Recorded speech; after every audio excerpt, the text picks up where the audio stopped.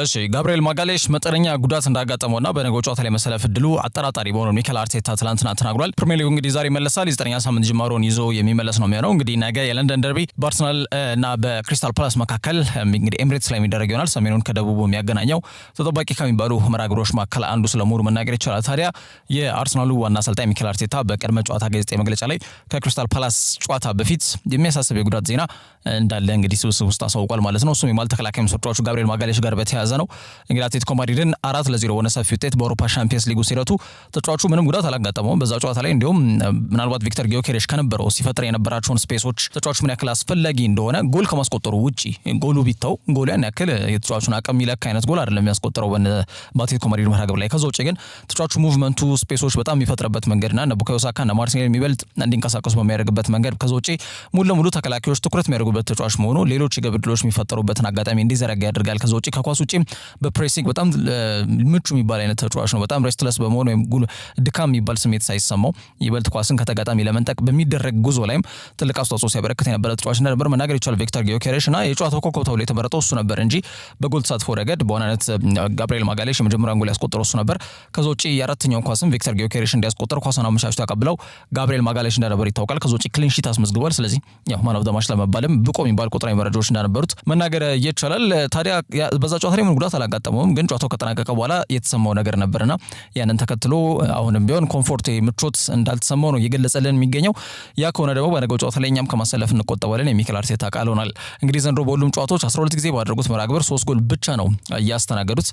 እንግዲህ ዘንድሮ በተለይ ይሄ ከሴት ፒስ አርሰናል ሁሌም ቢሆን ትሬት መሆናቸው ይታወቃል። ከቆመ ኳስ ሁሌም ቢሆን ስጋት ናቸው አርሰናሎች ለሁሉም ቡድኖች።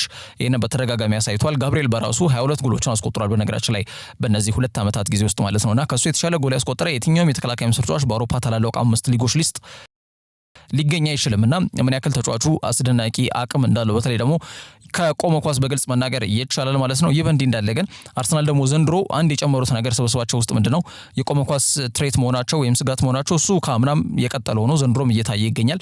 ከዛ ውጪ ግን ካምና ያልቀጠለና ዘንድሮ የታየው ለየት ያለው ነገር የተከላካይ መስመራቸው ወደ ሌሎች ጥራት ላይ መገኘቱ ነው። ማለት ወትሮ የዊሊያም ሳሊባና የጋብሪኤል ማጋሌሽ ጥምረት ነበር የሚታወቀው።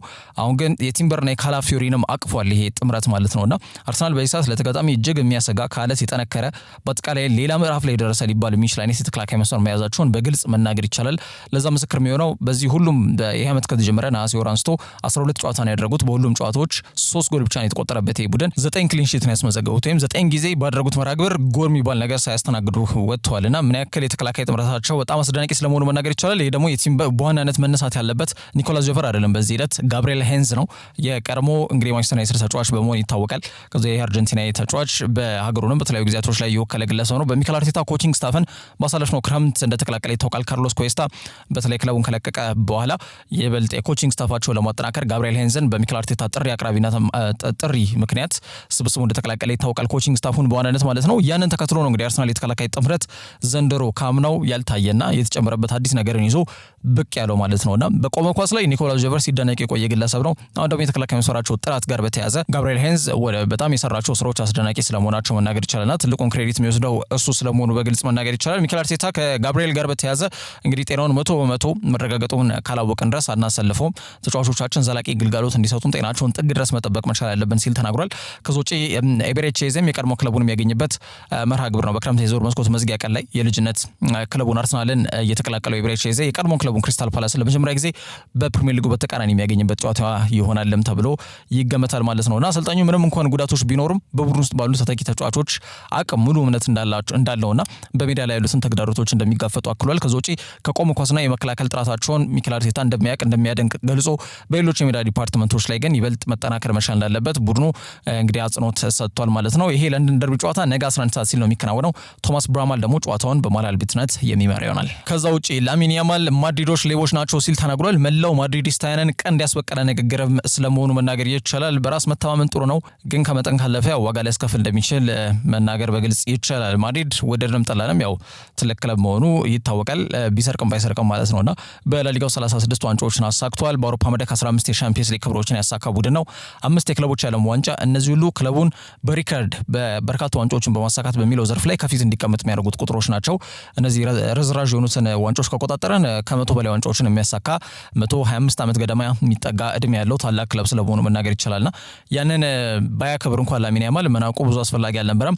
ላሚን ያማል በቀላሉ የማይገኝ ክህሎት ባለቤት ነው። ይሄ ለጥያቄ አይቀርብም። ግን ደግሞ እጅግ መገራትን የሚጠይቅ ተጫዋች እንደሆነ በተደጋጋሚ በሚያሳየው እንቅስቃሴዎችና የግል ህይወቱ ላይ የሚንጸባረቁ ያለመረጋጋት ሁኔታዎች ጥያቄ በትልቁ ሲያስነሳበት መቆየቱ አይዘነጋም። እንደሚታወቀው ትልቁ የስፔን ጨዋታ የኤል ክላሲኮ መርሃ ግብር ነው።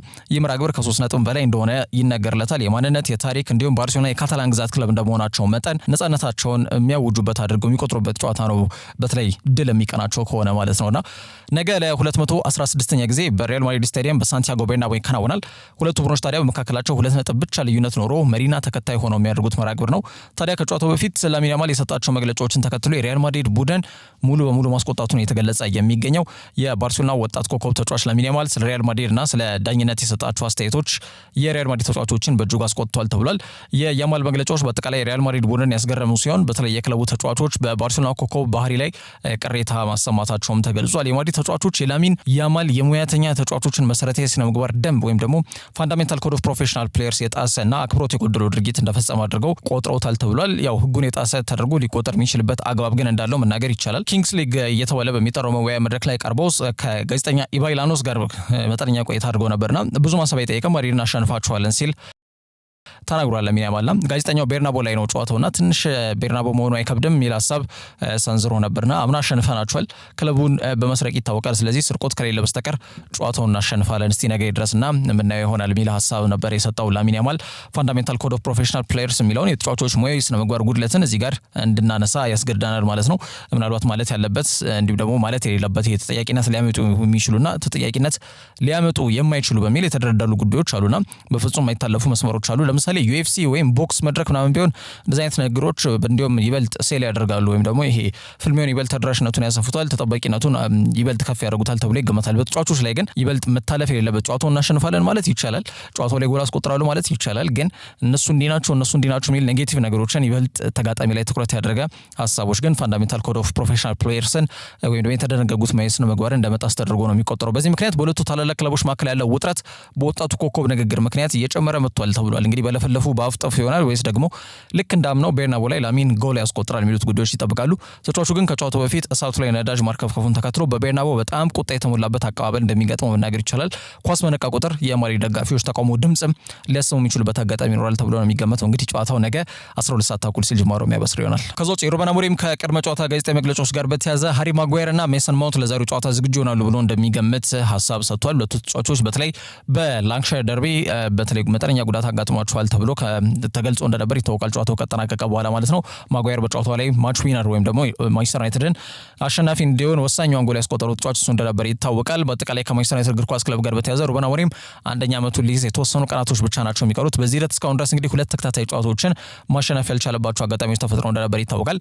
በዛ ሂደት ግን አሁን ቡድኑ ሰንደርላንድና ሊቨርፑልን በማሸነፍ ተከታታይ ሁለተኛ የፕሪሚየር ሊግ ድላቸው እንዳስመዘገቡ ይታወቃል። በደረጃ ሰንጠረዡ ላይም ማንቸስተር ዩናይትድ አሁን ቶፕ 10 ውስጥ ገብቷል። እንግዲህ በ13 ነጥብ 9ኛ ደረጃ ላይ ተቀምጠው ይገኛሉና ዛሬ ምሽት 1 ተኩል ሲል በሜዳቸው ኦልድ ትራፎርድ እንግዲህ በ1 ነጥብ ከነሱ ዝቅ ብለው የሚገኙትን ከብራይተን ጋር ነው ጨዋታቸውን የሚያደርጉት ኦልድ ትራፎርድ ላይ። እንግዲህ ብራይተን ባለፉት ጊዜያቶች ለማንቸስተር ዩናይትድ በቀላሉ እጁን የማይሰጥ ከሜዳም ከሜዳ ውጪ ማንቸስተር ዩናይትድ ላይ በተደጋጋሚ እንግዲህ ድል የተቀናጀ ቡድን ስለመሆኑ መናገር ይቻላል። አምና ካየን እንኳን በደርሶ መልስ ብራይተን ነው ጨዋታውን ያሸነፈው። በኦልድ ትራፎርድ ብራይተን 3-1 በሆነ ውጤት አሸንፏል። በሜዳቸው አሜክስ ስታዲየም ደግሞ ማንቸስተር ዩናይትድን 2-1 በሆነ ውጤት የረቱበት አጋጣሚ ተፈጥሮ እንደነበር የሚታወቅ ጉዳይ ነው። ካቻምና እንዲሁ በብራይተን ሜዳ ማንቸስተር ዩናይትድ ድል ቢቀናቸውም በሜዳቸው ግን እንደገና በብራይተን 3-1 በሆነ ውጤት እንደተሸነፉ የሚታወቅ ጉዳይ ነው። ከዛም በፊት በ2022 በ2023 የውድድር ዘመን ማለት ነው ተመሳሳይ በሆነ መንገድ በሜዳቸው በብራይተን 2-1 ተረቷልና ማንቸስተር ዩናይትድ ብዙ ጊዜ በሜዳቸው የሚያደርገውን መርሃ ግብር በብራይተን የሚረታበት ወይም ደግሞ ውጤት የሚያጣባቸው አጋጣሚዎች ናቸው ያሉት። ለመጨረሻ ጊዜ ማንቸስተር ዩናይትድ ብራይተንን በሜዳቸው ያሸነፉት በ2021 በ2022 የውድድር ዘመን 2-0 በሆነ ውጤት ያኔ CR7 በነበረበት ሰዓት ላይ በአሰልጣኝ በአሰልጣኝ ራልፍ ራኒክ ጊዜ ማለት ነው CR7 እና ብሩኖ ፈርናንዴዝ ባስቆጠሯቸው ጎሎች 2-0 በሆነ ውጤት ብራይተን ማንቸስተር ዩናይትድ ጨዋታውን አሸንፎ ነበር የሚታወቅ ጉዳይ ነው። ስለዚህ ዛሬው ጨዋታ በተለይ ማንቸስተር ዩናይትድ ተከታታይ በሆነ መንገድ ሁለተኛ ድላቸውን ካስመዘገቡ በኋላ ቡድኑ በትልቅ በሚባል ደረጃ ራስ ተነሳሽነቱ ከፍ ብሏል። በዛ መንገድ የሚቀጥሉበት መርሃ ግብር ይሆናል ተብሎ ይገመታል። ግን ጠጠር ያለ መርሃ ግብር እንደማይሆን ምንም ጥያቄ የለውም። ምክንያቱም የፋቢያን ሀርዝለሩ ቡድን በጣም የተዋደደ ነው የሚመስለው። ባለፉት 5 ጨዋታዎች ሽንፈት የሚባል ነገር አላጋጠማቸውም። 3ቱን አሸንፈው 2ቱን ባቸው ውጤት ነው ያጠናቀቁት። ይበልጥ ደግሞ ያላቸው የተጫዋቾች ስብስብ ጥልቀትም ጥራትም ኢንዲቪጁዋል ኳሊቲ የግል እንቅስቃሴ የግል ክህሎታቸው ላቅ ያሉ ተጫዋቾች ስብስብ ነው ብራይተን ኤንድ ሆቭ አልቢዮን ሳቢሶቹ ማለት ነውና ዛሬ ምሽት 1 ተኩል የሚደረገው መርሃ ግብር እጅጉን ይጠበቃል። ሜሰን ማውንትና እንዲሁም ሃሪ ማጓየር ግን ለጨዋታው ዝግጁ ናቸው። የሩበን አሞሪም ንግግር አንቶኒ ቴለር ጨዋታውን በመሃል አልቢትነት የሚመራ ይሆናል። ከዛ ውጪ አርሰናል የቫስኮ ዳጋማውን የፊት መስመር ተጫዋች ራያን ሮቼን ለማስፈረም ፍላጎት አሳይቷል ሲል ካልቺዮ መርካቶ ዘግቧል። የሚኬል አርቴታው ቡድን አርሰናል በብራዚል ውስጥ እጅግ ተስፋ ከተጣለባቸው ወጣት አጥቂዎች መካከል አንዱ የሆነውን የቫስኮ ዳጋማውን ተጫዋች ራያን ሮቼን ለማስፈረም ፍላጎት ማሳየታቸውን ወይም ደግሞ ተጫዋቹ ላይ አይናቸውን ጥለዋል ሲል የጣሊያኑ ተነባቢ ጋዜጣ በፊት ገጽ ይዞት የወጣው መረጃ ያመለክታል። የ19 ዓመቱ ወጣት አጥቂ ራያን ሮቼን በቫስኮ ዳጋማ ባሳየው አስደናቂ ብቃት ምክንያት በአውሮፓ ውስጥ በበርካታ ታላላቅ ክለቦችንም ቀልብ የሳበ ተጫዋች ስለመሆኑ መናገር ይቻላል። አርሰናልም ከነዚህ ክለቦች መካከል ዋነኛው ነው። ክለቡ የወጣቱን ተሰጥኦ በቅርበት የተከታተለም ስለመሆናቸው ተገልጿል ማለት ነው። እንግዲህ አርሰናል በቅርብ ጊዜያቶች ከደቡብ አሜሪካ ታዳጊ ተሰጥኦዎችን በማስኮብለል ረገድ ከፍተኛ እንቅስቃሴ ሲያደርጉ መቆየታቸው የሚታወቅ ጉዳይ ነው። ራያንን ለማስፈረም በቅዳቸው ለረጅም ጊዜ የሚኖረውን ጠንካራ ቡድን ለመገንባት ዓላማ የተደረገ ጉዳይ ስለመሆኑ በግልጽ መናገር ይቻላል። ኔይማር ጁኒየር ከዞጪ ሮድሪጎ፣ ቪኒሲየስ ጁኒየርን ጨምሮ ራፊና የመሳሰሉ ኮከቦች ከሳንቶስ ከፍላሚንጎ ከተለያዩ ፓልሜራስን ጨምሮ ማለት ነው ከዛ የተወጣጡ ተጫዋቾች በሆነነት ባላቸውን አቅም በአውሮፓ መድረክ በተደጋጋሚ ሲያሳዩ ተመልክተናል። በዛው መንገድ ለመቃኘት ደግሞ ወጣቶቹ እንደና ኤንድሪክ ኤስቴቫ ዊሊያን ቪቶር ሮክ የመሳሰሉ ተጫዋቾች እየታዩ ነው። ኤስቴቫ እንዲያውም በአደረጋቸው 5 ጨዋታዎች ባለፉት ማለት ነው 3 ጎሎችን ያስቆጠረ ተጫዋች ነው። ሌሎቹ ላይ እንኳን ክፍተት ያለ ያው ኤንድሪክ የመሰለፍን እድል አጥቷል። ራሱ ቪቶር ሮክ ደግሞ ወደ አውሮፓ መድረክ ከመጣ በኋላ የተለያዩ ክለቦች ላይ ባርሴሎና አልተሳካለትም። ወደ ሪያል ቤቲስ አቀና በዛም መልሶ አቅሙን ማግኘት አልቻለም። ድጋሜ ወደ ብራዚል ሊግ እንደተመለሰ ነው እየተገለጸ የሚገኘው።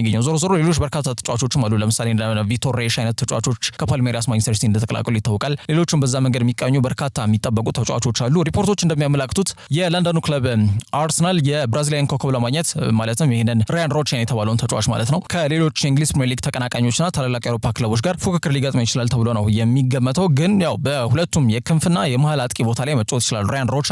ስለዚህ ሁለገብነት የተሞላ ተጫዋች ደግሞ የሚኬል አርቴታ አንዱ መስፈርት እንደሆነ ይታወቃል።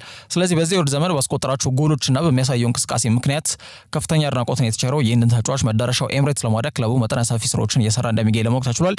ተጫዋቹ በተጠናቀቀው የብራዚል ሊግ በቫስኮ ዳጋማ ቤት 46 ጨዋታዎችን ያደረገ ሲሆን 16 ጎሎችን ሲያስቆጥር አንድ ኳስ አመቻችቶ መቀበል ችሏል። የዝውውር ባለሙያዎች እንግዲህ አርሰናል የሮቻን ውል ለማጠናቀቅ ፍጥነት የተሞላበት እርምጃ ሊወስድ እንደሚችልና ወጣቱ ተጫዋች የኤምሬትስ ስቴዲየም ሊቀላቀል እንደሚችል እየተነበዩ ይገኛሉ። የብራዚል ከ20 ዓመት በታች ብሔራዊ ቡድን አሰልጣኝ ነው ፈርናንዶ ዲኒዝም ሳይቀር ራያን ለ2026 የዓለም ዋንጫ የብሔራዊ ቡድን አካል መሆን አለበት ብለው ያሞካሹትና ማረጋገጫ ቃል ሊሰጡለት ተጫዋች ስለመሆኑ መናገር ይቻላል። ቫስኮ ዳጋማ ለተጫዋቹ ወደ 25 ሚሊዮን ፓውንድ ሊጠይቁ ይችላሉ ተብሎ ይገመታል። እንግዲህ ተጫዋቹ ዝውውሩን ለማከናወን ከፍላጎት በዘለለ እንግዲህ ተጽዕኖም ክለቡ ላይ ያሳደረ የሚገኝ ተጫዋች ስለመሆኑ እየተገለጸ ይገኛል። ምናልባት በመጪው ጥር ወር ካልሆነ ደግሞ በቀጣይ ክረምት ወር ተጫዋቹን ዝውውሩ ሊያከናውን የሚችልበት እድል ግን እንዳለ ተገልጿል። ከዛ ውጪ ማንቸስተር ዩናይትድ በቼልሲው ኮከብ ላይ ያላቸው ፍላጎት አለመቀዝቀዙ ቲም ቶክ ትላንትና ማምሻውን ይዞት የወጣው መረጃ ወጥቷል። ከበድ ያለ ዝውውር ሊሆን ቢችልም ግን ያው ማንቸስተር ዩናይትድ እዚህ ተጫዋች ላይ ሆነም ፍላጎታቸው አልቀዘቀዘም የሚሉ መረጃዎች ናቸው እየወጡ የሚገኙት። ማንቸስተር ዩናይትድ በቀጣይ የዝውውር መስኮት አስገራሚ ፍላጎት አሳይተውበት የነበረውን የቼልሲውን ወጣት ኮከብ አማካይ መስመር ተጫዋች አንድሬ ሳንቶስ ላይ ያላቸው ፍላጎት አሁንም ድረስ እንዳልቀዘቀዘ ቲም ቶክ አረጋግጫለሁ ብሎ ዘግቧል። እንግዲህ ቀዩ ሰይጣናት በጥር ወይም በቀጣዩ ክረምት ብራዚሊያን አማካኝ የካሴሚሮ አልጎራሽ እንዲሁም በማሰብ ወደ ኦልድ ትራፎርድ ለማምጣት እንግዲህ ያሉትን እድሎች አጥብቀው እያዩ ይገኛሉ ተብሏል። እንግዲህ ዘገቦች እንደሚያመላክቱት ከሆነ በአጠቃላይ ዩናይትድ 21 ዓመቱን ብራዚሊያን አማካኝ ወደ እንግሊዝ ከማምራቱ በፊት ጨምሮ ሲከታተሉት እንደቆዩ ነው እየተገለጸ የሚገኘው። በተለይም ባሳለፍነው ክረምት የዝውውር መስኮት ላይ ከቼልሲ ጋር ያሉ ሌሎች ንግግሮች በነበሩበት ወቅት ስለ ሳንቶስ ዝውውር ጥያቄ ማቅረበው ስለመቆየታቸው ነው የተገለጸ የሚገኘው። ማለት ጋርናቾን ለማስፈረም በተለይ ቼልሲ ጥረት እያደረገ በነበረበት ሰዓት ላይ አንድሬ ሳንቶስ ሊገኝ የሚችልባቸው ሁኔታዎች ማንቸስተር ዩናይትድም ጥረት አድርጎና ጥያቄዎችን አቅርቦ እንደነበር ነው እየተገለጸ የሚገኘው። አንድሬ ሳንቶስ በስታንፎርድ ብሪጅ ከፍተኛ የሆነ የመሃል ሜዳ ፉክክር የገጠመው ተጫዋች ስለመሆኑ መናገር ይቻላል። እንደ ሞይሰስ ካይሴዶ እንደ ኤንዞ ፈርናንዴዝ እነዚህ ቋሚ ማይነኩ የቡድኑ የአማካይ መስመር ምሰሶዎች ናቸው። ሮሚዮ ላቪያም አለ ጉዳት ካላጋጠመው በስተቀር ይህም ተጫዋች ብዙ ጊዜ አማካይ መስመር አጣማሪያቸው ነው። ግዞጪ እንደነ ፋኩንዶ ቡኔኖት አይነት ተጫዋቾችም አሉ። ጥሩ አቅም ካላቸው ተጫዋቾች ጋር ለመወዳደር እየተቸገረ ባለበት በዚህ ወቅት ዩናይትድ በካሴሚሮ እድሜ መግፋትና በአማካኝ ክፍሉ ይበልጥ ማጠናከር በሚፈልጉበት በዚህ ሰዓት ላይ እንግዲህ ሳንቶስ እንደ ተመራጭ አማራጭ ተደርገው እየተመለከቱት ይገኛሉ ተብሏል። ተጫዋቹ አምና በቼልሲ እህት ክለብ ስትራስበርግ ቤት በውሰት ቆይታ ማድረጉ የሚታወቅ ጉዳይ ነው። ይሁን እንጂ ቼልሲ ይህንን ወጣት ተስፋ ያለውን ተጫዋች ለዋና ተቀናቃኛቸው የመልቀቅ ምንም አይነት ፍላጎት እንደማይኖራቸው ነው የሚገመተው። ቼልሲዎች ቀደም ባሉት ጊዜያቶች ላይ እንደነ መሐመድ ሳላና እንደነ ኬቪን ዲብሮይነ አለፍ ሲልም እንደነ ዴክላን ራይስም ልንጠቅስ እንችላለን። ሪዮን ጎማ የመሳሰሉ ልዩ ተሰጥኦ ያላቸውን ተጫዋቾች በቀላሉ በመልቀቅ እነዚህ ተጫዋቾች በሌላ ክለብ ደምቀው ተመልሰው መጥተው ለቼልሲ ራስ ምታት ሲሆኑ የሚታወቅ ጉዳይ ነው። ስለዚህ በአንድሬ ሳንቶስ ጉዳይ ላይም ተመሳሳይ ታሪክ መድገም እንደማይፈልጉ ነው ምንጮች የሚጠቅሱት። ግን ደግሞ ለማንቸስተር ዩናይትድና ቼልሲ ጥሩ የሚባል የዝውውር በተለይ በተጫዋቹ የዝውውር ጉዳዮች ላይ ጥሩ ግንኙነት እንዳላቸው ይታወቃል። በተለይ ኒማንያ ማቲች እንደነ ሁዋን ማታ አይነት ተጫዋቾችንም በተለይ ቼልሲዎች ለማንቸስተር ዩናይትድ አሳልፈው እንደሰጡ ይታወቃል። ስለዚህ በዛ መንገድ እንዲቀኝ እሳቤ ያላቸው ማንቸስተር ዩናይትዶችና ዞሮ ዞሮ ይህንን ዝውውር የማጠናቀቅ እድል እንግዲህ ትንሽ ከበድ ሊላቸው ቢችልም ከማንቸስተር ዩናይትድ እግር ኳስ ክለብ ጋር በተያያዘ ፍላጎታቸው ግን ፍጹም አለመቀዝቀዙና ሁኔታዎች ካሉ በሚገባ ለመጠቀም ቡድኑ ዝግጁ ሆኖ እንደሚጠብቅ ቲም ቶክ ይዞት የወጣው መረጃ አመላክታል። ከዛ ውጪ ሊያም ዴላፕ ለወልቭሱ ጨዋታ ወደ ሜዳ ይመለሳል ሲል አሰልጣኝ ማሬስካ ተናግሯል። ቼልሲ በፕሪሚየር ሊጉ 9ኛ ሳምንት ዛሬ እንግዲህ ከአዲሱ አዳጊው ክለብ ሰንደርላንድ ጋር ጨዋታቸውን ያደርጋሉ። ታዲያ አሰልጣኝ ኤንዞ ማሬስካ በቅድመ ጨዋታ ጋዜጣዊ መግለጫ ላይ ሊያም ዴላፕ ጉዳይ ያው ተጫዋቹ ወደ ሜዳ ለመመለስ እጅጉን ተቃርቧል፣ ልምድ ጀምሯል። በቀጣይ ሳምንት ከወልቭስ ጋር የምናደርገው ጨዋታ ላይ እንግዲህ የስብስቡ አካል ይሆናል ብዬ ተስፋ አድርጋለሁ ሲሉ ሀሳብ ሰጥተዋል። እንግሊዛዊ እንግዲህ አጥቂ 30 ሚሊዮን ፓውንድ ነበር ወጪ የተደረገበት ኢፕስዊች ታውንን ለቆ ቼልሲ እንደተቀላቀለ የሚታወቅ ጉዳይ ነው። በቀድሞ ውድድር ዝግጅቶች ላይ በጣም ጥሩ አቋም አሳይቷል ሊያም ዴላፕ ማለት ነው። ፕሪሚየር ሊጉን በዛው መንገድ ይቃኛል የሚል እንግዲህ ቼልሲ ደጋፊዎች በሰፊ ጉጉት ነበራቸው በተለይ ተጫዋቹን ለመመልከት ማለት ነው። በፕሪሚየር ሊግ የሚያሳየውን እንቅስቃሴ ግን በፈረንጆቹ ነሐሴ 30 ማለትም በፕሪሚየር ሊጉ ሁለተኛ ሳምንት መርሃ ግብር ላይ በምዕራብ ለንደን ደርቢ ከፉላም ጋር ባደረጉትና ቼልሲ ባሸነፉበት መርሃ ግብር ላይ ተጫዋቹ ካጋጠመው የጡንቻ መሳሳብ ጉዳት እንግዲህ በዛ ጨዋታ ላይ አጋጥሞት እንደነበር ይታወቃል። ከዛ በኋላ እስካሁን ድረስ እንግዲህ ወደ ሜዳ ያልተመለከተ ነው ወይም መመለስ ያልቻለ ተጫዋች ስለመሆኑ መናገር ይቻላል። ለ10 ሳምንት ገደማ ከሜዳ የራቀው ሊያም ዴላፕ አሁን ለመመለስ መቃረቡን ያሳወቁት አሰልጣኝ ማሬስካ ምናልባትም በቀጣይ ሳምንት ከወልቭስ ጋር በሚደረገው ጨዋታ ወደ ሜዳ ይመለሳል ብለው እንደሚገምቱም ተናግሯል። ሌላው እንግዲህ አዲሱ ግዢያቸው ጃኦ ፔድሮ ማለት ነው በጎል ድርቅ ለመመታት እየተቃረበ የመጣ ተጫዋች ስለመሆኑ መናገር ይቻላል። እንግዲህ ጎል ካስቆጠረ 5 ጨዋታዎች አልፈውታል በሁሉ መርሃ ግብር ማለት ነው። ከዛ አንጻር የዴላፕ መመለስ ለክለቡ ወሳኝና አስፈላጊ እንደሚሆን መናገር ይቻላል። በጣም ጥሩ የሚባል እንቅስቃሴና ጅማሮ ነበሩ ከክለቦች ዓለም ዋንጫ ላይ ከጃኦ ፔድሮ ጋር በተያያዘ ፕሪሚየር ሊጉ ከተጀመረ በኋላ በተለይ ፉላም ብዬ የጠቀስኩት የሁለተኛው ሳምንት መርሃ ግብር ላይ ጎል አስቆጥሮ ነበረ። ከዛ በኋላ ግን ኳስና መረብን ማገናኘት አልቻለም።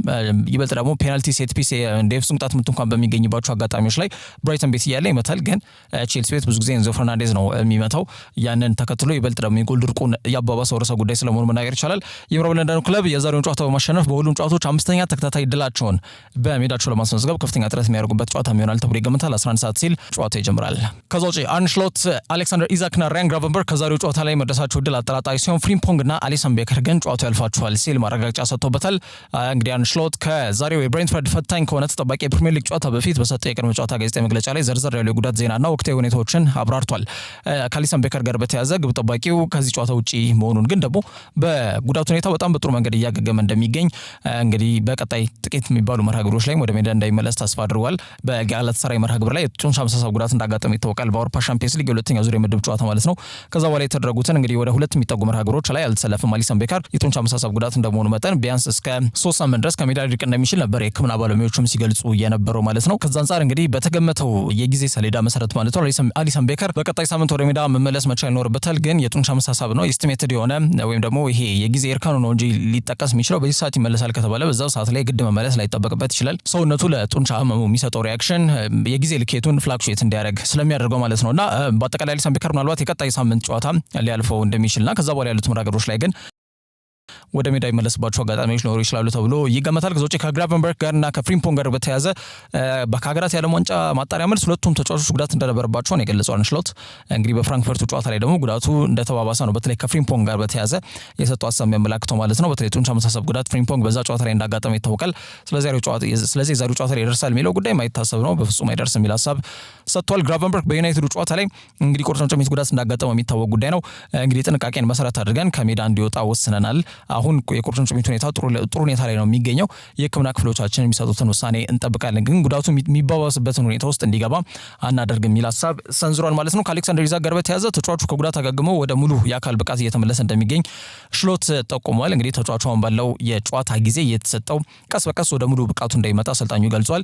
ለዛሬው ጨዋታ የመሰለፍ ሁኔታ የተጫዋቹን ብቃት የግድ ማረጋገጥ ይጠይቃል የሚል ሀሳብ ሰንዝሯል። ስለዚህ የመጨረሻ ሐኪም ውሳኔ አሌክሳንደር ኢዛክን በዛሬው ጨዋታ ላይ ይጠብቃል ተብሎ የተገለጸ የሚገኘው እንደ አለን ሼረር አይነት ፐንዲቶች ሁጎ ኤኪቲኬ ለአሌክሳንደር ኢዛክ የወጣውን ፕራይስ ታግ ወይም ደግሞ የወጣውን የዝውውር ሂሳብ ከግምት ውስጥ በመክተት ዋጋ እየከፈለ የሚገኝ ተጫዋች መሆኑ ለእኔ አይዋጥልኝም ብሏል።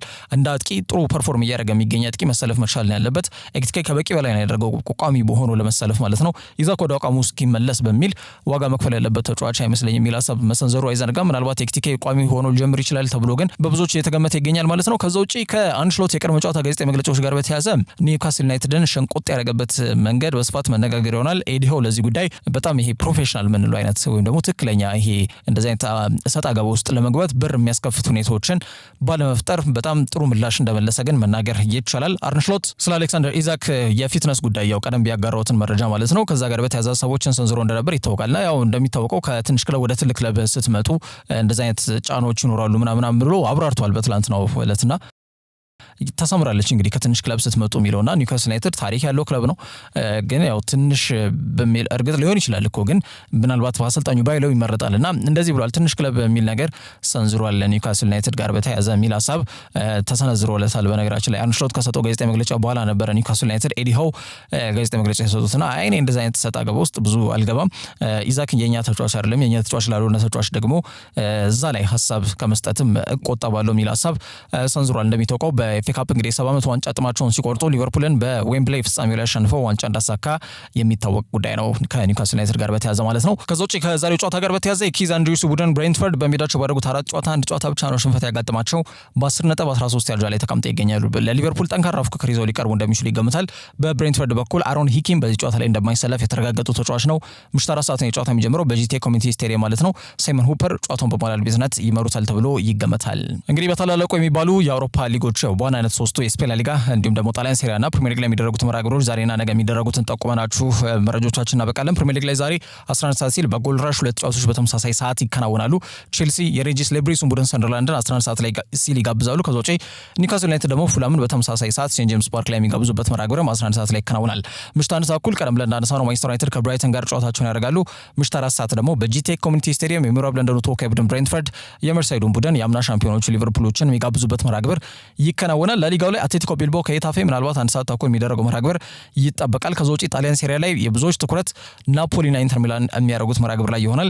በነገራችን ላይ ትላንትና በጣሊያን ሴሪያ መርሃ ግብር ኤሲ ሚላን በሜዳቸው በደጋፊዎቻቸው ፊት ወራጅ ቀጠና ውስጥ ከሚገኘው ፒሳ ጋር እንዲሁ በመጨረሻ ደቂቃ ላይ ባስቆጠሩት ጎል ነጥብ ተጋርተው ወጥተዋል። ኤሲ ሚላኖች ናቸው እንዲሁም እንጂ ከመሸነፍ እንዲሁም የተረፉት ማለት ነው እንጂ ተሸንፈው እንዲሁም 3 ነጥብ ሊያወጡ የሚችሉበት አጋጣሚ ተፈጥሮ ነበር። 2-1 በሆነ ውጤት በዚህ ወራጅ ቀጠና ውስጥ በሚገኝ ቡድን ሲመሩ ስለነበር ማለት ነው እና ዛሬ እንግዲህ የሊጉ አናት ላይ ለመቀመጥ የሴሪያው አናት ላይ ለመቀመጥ ከፍተኛ ፉክክር የሚደረግበት መርሃ ግብር በናፖሊና በኢንተር ሚላን መካከል የሚከናወን ይሆናል። ናፖሊ ባለፉት 2 ተከታታይ መርሃ ግብሮች ሽንፈት ያጋጠመው ቡድን ነው። የአንቶኒዮ ኮንቴ ቡድን ላይ ጥያቄዎች የተነሱ ይገኛሉ። በተለይ በአውሮፓ ሻምፒየንስ ሊግ 6 ጎል ተከላክለው 6 ጎል የተቆጠረበት ቡድን ሆኖ የወጣበት አጋጣሚ እንግዲህ መልበሻ ክፍሉን እሳት ለብሰው እሳት ጎርሰው በአንድ እግሩ አቆመውታል ተብሏል። አንቶኒዮ ኮንቴ እያንዳንዱ ተጫዋች ላይ አንባርቀው ሁሉም ኃላፊነቱን መወጣት መቻል እንዳለበት አጽንኦት ሰጥተውበታል ተብሏል። እንግዲህ በላሊጋውም እንደሚታወቀው ናፖሊ ሽንፈት አጋጥሟቸው ነው የመጡት በቶሪኖ። ስለዚህ ተከታታይ ሁለተኛ ሽንፈት መልስ ቡድኑ በሜዳቸው ዲዬጎ አርማንዶ ማራዶና ስቴዲየም ሪያክት ያደርጋሉ ወይ የሚለው ጉዳይ ይጠበቃል። ከክሪስቲያን ኪቩ ቡድን ኢንተር ሚላን ጋር በተያያዘ እንደና ዴንዜል ዴፍሬስ እንደና አካን ቻላኖግሉ አይነት ተጫዋቾች አሰልጣኛቸውን እያሞካሹ ይገኛሉ።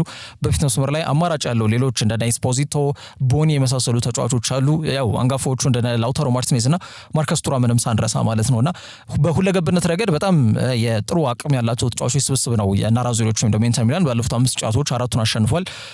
አንድ ጨዋታ ላይ ብቻ ነው ሽንፈት ያጋጠማቸው። ስለዚህ ዛሬ ምሽት 1 ሰዓት የሚደረገው መርሃ ግብር ሁለቱም ቡድኖች በኩል 15 ነጥብ በጎል ክፍያ ብቻ ተናንሰው ሁለተኛና ሶስተኛ ደረጃ ላይ ተቀምጠው ነው የሚገኙት። ስለዚህ የሴሪያው አናት ላይ ለመቀመጥ ከፍተኛ ፉክክር የሚደረግበት መርሃ ግብር ይሆናል ተብሎ ይገመታል።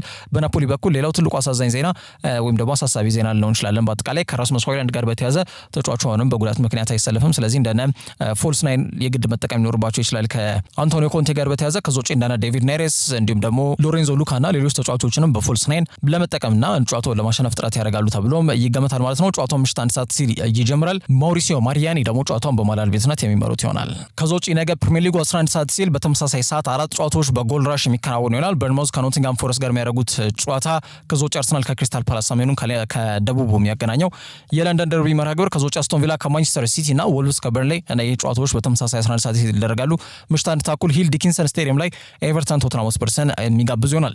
ለሊጋው ላይ እንግዲህ አመሻሽ 12 ሰዓት ከሩብ ሲል ሳንቲያጎ ቤርናቦ ላይ 216ኛው የኤል ክላሲኮ ጨዋታ በሪያል ማድሪድ እና በባርሴሎና መካከል የሚከናወን ይሆናል።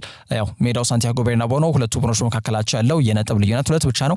ስለዚህ ማድሪድ መሪነታቸውን ለማጠናከር፣ ባርሴሎናዎች ደግሞ መሪነቱን ከሪያል ማድሪድ ለመድረክ ማለት ነው የሚያደርጉት ፉክክር ይጠበቃል። ጣሊያን ሴሪያ ላይ ፊዮሬንቲና ከቦሎኛ፣ ከዛ ውጪ ላትዚዮ ከጁቬንቱስ የሚያደርጉት መርሃ ግብርም ትኩረትን የሳበ ስለመሆኑ መናገር ይቻላል። እነዚህ ጨዋታዎች ምሽት 4 ሰዓት ሲል የሚከናወኑ ይሆናል። ለዛሬ ስለ ስፖርታዊ መረጃዎች እነዚህን ይመስላሉ። ያላችሁበት ጥሩ ጊዜ ነው።